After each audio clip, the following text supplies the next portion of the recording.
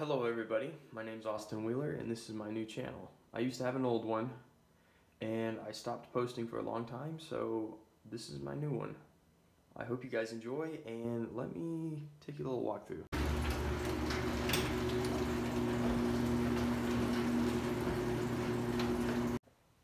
I am the owner of a 2003 350Z that I have been doing a lot of work on. I bought it for $1,800. Yes, 1,800 bucks. And it wasn't running at the time. I replaced valve covers, I replaced the valve cover gaskets, I replaced coil packs, spark plugs, new timing kit. I did the timing chain and timing sprockets themselves. What else have I done? I've been doing little things here and there. That's the major things I had to get done for the car to run. And now I am waiting on some parts that you will hopefully see soon. And I don't know, hopefully you'll stick along and watch the videos, watch what I have to tell you, and maybe you'll learn something. Hopefully you'll learn something. And this car is just, I've wanted this car since I could drive. I am 18 years old. I got into cars about a year and a half ago, and from then on, I've owned about 10 cars. My first car was a 280ZX, second car was a 4th gen Eclipse, third car was another ZX, and then I've owned a 240SX, a Mustang, a 260Z, a 240Z, 300ZX, a Scion TC, and I'm forgetting one, I know I am, but this is my baby. This is what I've wanted. And I'm doing a Rocket Bunny body kit on this. I have it in the garage. I'm waiting on the bumper, headlights, and spacers. So you guys are gonna have 4 Phillips head screws.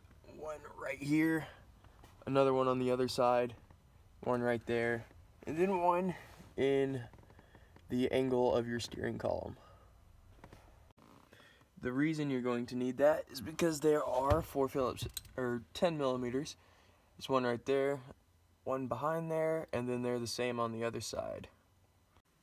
So I've got those 4 bolts out, the 10 mils, and I found that it's easier if you lower the steering column all the way.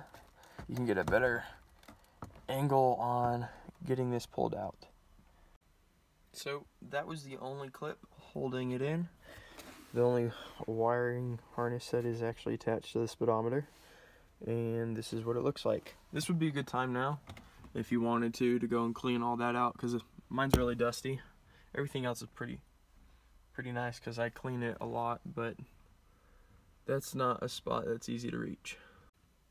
These are the pods that are attached to the back of the speedometer. They unclip pretty easy, and it's not really that hard to pull it off. And then this is what you're going to be looking at with everything else. So my goal is just to clean it and make sure everything is attached correctly and positioned right.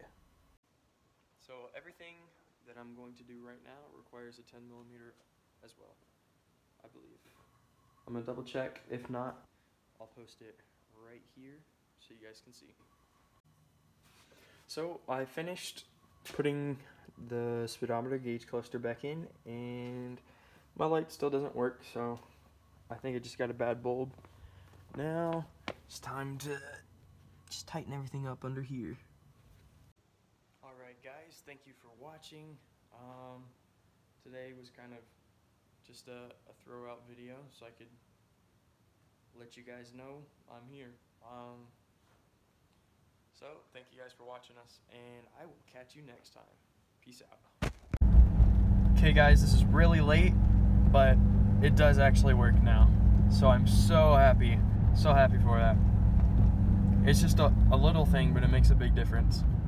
So once again guys, thank you guys for watching. Just wanted to post that real quick. Peace out. I'll catch you next time.